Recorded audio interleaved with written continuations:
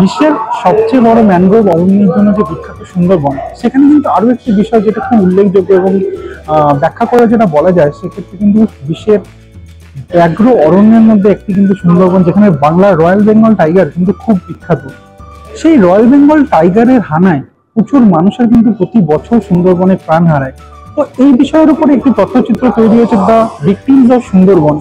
যে তথ্যচিত্রের আজকে special screening এর জন্য আমরা চলে এসেছি আট্রোপলিস মলে।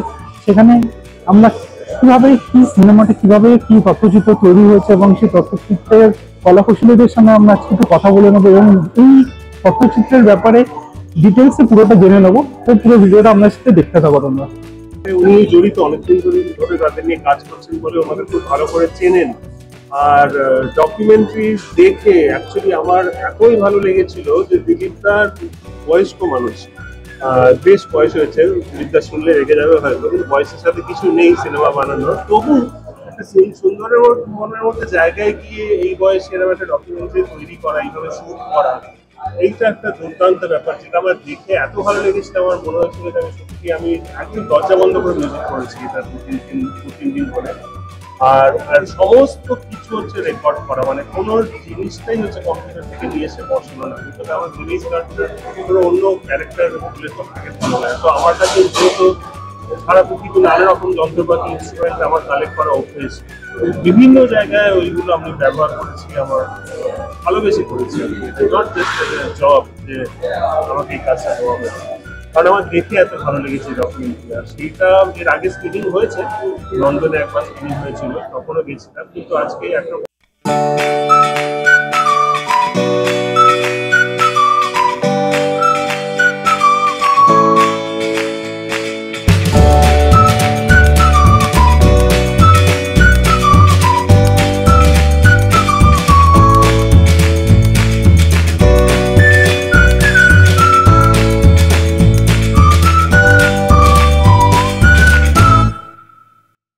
what effort are we doing?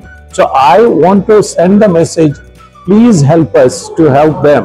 কারণ কেউ ইন্ডিভিজুয়াল, কেউ একা আমরা কিন্তু এত লোকজনদের দেখাশোনা করতে পারবো না। We need to create the awareness আসলেই তবে হেল্প আসবে। So the idea of this, আজকে যদি 130টা মতন অ্যাওয়ার্ড পেয়ে থাকে, তার মানে আমি এতগুলো লোকের কাছে পৌঁছাতে পেরেছি যে এই হচ্ছে situation. And now is the campaign that we want to send around. Please help us to help them.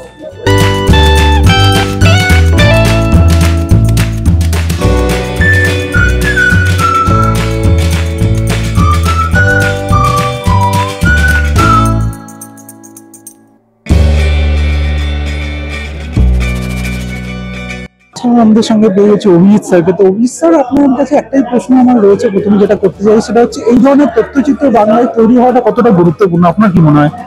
না, অবশ্যই তথ্যচিত্র তো ভীষণ গুরুত্বপূর্ণ। তথ্যচিত্র যদি না দেখি, আমাদের দেশের ব্যাপারটা অন্যরকম, কিন্তু তথ্যচিত্র দেখানো হয় কমার্শিয়াল হলে, যেরকম আমরা এসেছি এখানে কমার্শিয়ালি রিলিজ করা হয় তথ্যচিত্র। তথ্যচিত্র যদি সত্যি আকর্ষণীয় হয় তাহলে টিকিট কেটে মানুষ তথ্যচিত্র দেখতে আসবে, কারণ তথ্যচিত্রের মধ্যে দিয়ে আমরা আমাদের চারিপাশের যে বাস্তব ঘটনা সেগুলোকে দেখতে শুরু করি। কারণ সব জায়গায় তো আমাদের পক্ষে গিয়ে পৌঁছানো সম্ভব নয়, কিন্তু সেগুলো আমরা জানবো কি করে? আর যদি না জানি তাহলে আমাদের অ্যাওয়ারনেসটা আসবে কোথা থেকে? সেই জন্য তথ্যচিত্র খুব গুরুত্বপূর্ণ জিনিস, এবং সেটাকে মানুষের কাছে পৌঁছে দেওয়া যেহেতু সাধারণভাবে একটু রসকসহীন মনে হতে পারে, কিন্তু এমনভাবে বানানো যেতে পারে, যেরকম এখানে সুন্দরবনের ওপর যে ছবিটা, সেটা কত এক্সাইটিং, কত ড্রামাটিক, কত মানবিক হয়ে উঠতে পারে সেটা দেখা যায়। দর্শকদের উদ্দেশ্যে কি বলছি, যেমন কতটা শিক্ষণীয় দ্য ভিকটিমস অফ সুন্দরবন তথ্যচিত্রটা? আমি যেটা বললাম সেটা কতটা শিক্ষণীয় সেটাই বললাম, যে আজকে সুন্দরবনকে অনেকেই যান, কিন্তু তার ভেতরের কথা, যে ওখানকার মানুষগুলো, তাদেরকে আমরা দূর থেকে দেখি, কিন্তু তাদের জীবনটা তো আমরা দেখি না, বরঞ্চ তারা আমাদের দেখে বিশেষ করে। ঠিক যেমন একটা জঙ্গলে, সুন্দরবনের জঙ্গলে আমরা জানতে পারি, আমরা মানে জানি যে আমরা যখন যাই আমরা হয়তো বাঘ দেখতে পাই না, কিন্তু বাঘরা আমাদের দেখতে পায়। তো সেরকম খুবই গুরুত্বপূর্ণ জিনিস যে ওখানে ওইরকম একটা আবহে, ওরকম একটা পরিবেশের মধ্যে, প্রাকৃতিক পরিবেশে মানুষ লড়াই করে কিভাবে এত বছর, এতগুলো দিন ধরে বেঁচে আছে, সেটা অবশ্যই জানার এবং শিক্ষণীয় ব্যাপার। ধন্যবাদ স্যার, থ্যাংক ইউ স্যার। আমাদের সাথে কেগেটি সুদেশনা ম্যাডামকে। তো ম্যাডাম, আপনার কি মনে হলো যে এই ধরনের তথ্যচিত্র বাংলায় কতটা গুরুত্বপূর্ণ? তথ্যচিত্র সবসময় গুরুত্বপূর্ণ, বিশেষত সুন্দরবন নিয়ে শুধু এবার নয়, আরো অনেক তথ্যচিত্র হয়েছে, কিন্তু প্রতিবারই নতুন একটা আঙ্গিক দেখা যায়। এখানে যে আঙ্গিকটা এবং যেভাবে দেখানো হয়েছে, আমার মনে হয় যে লোকের অ্যাওয়ারনেস বিল্ডিং এর জন্য এই ধরনের ছবি যত বেশি হবে তত ভালো।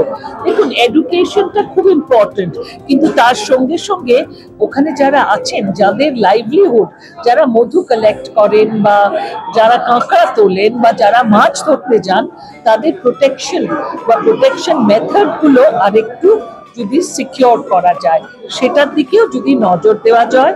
সেই সঙ্গে সঙ্গে শিক্ষার প্রসার দরকার, এবং ওরা যেগুলো জানেন, ওরা তো একটা নেচার হ্যাবিটাটে থাকেন, আমার মনে হয় ওদের সঙ্গেও আমাদের এক্সচেঞ্জ করা উচিত। কারণ এটাও খুব, আমরা শহুরে শিক্ষা পেয়ে গেলাম আর নিজেদের যেগুলো নিজস্ব জিনিস সেগুলো হারিয়ে ফেললে হবে না।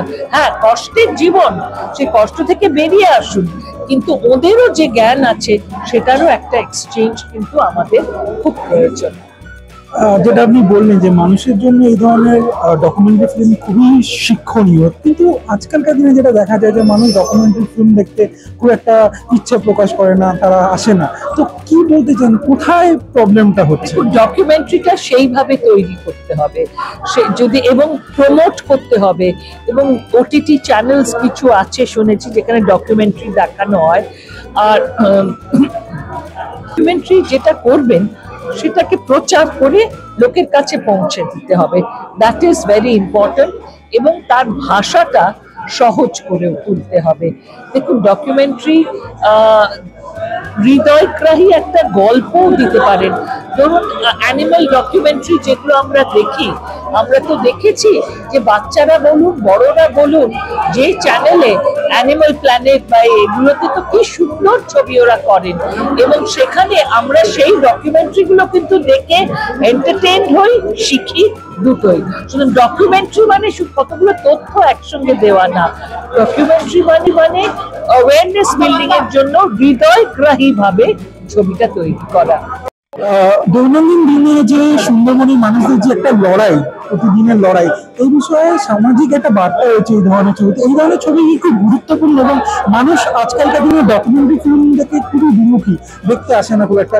প্রবলেমটা কোথায়, সমস্যাটা কোথায় হচ্ছে? আগে সত্যি আমরা ছোটবেলায় তো মানে একটা সিনেমার আগে একটা ডকুমেন্টারি ফিল্ম দেখিয়ে নিতাম, এখন সেটা তো দেখতে পাচ্ছি না।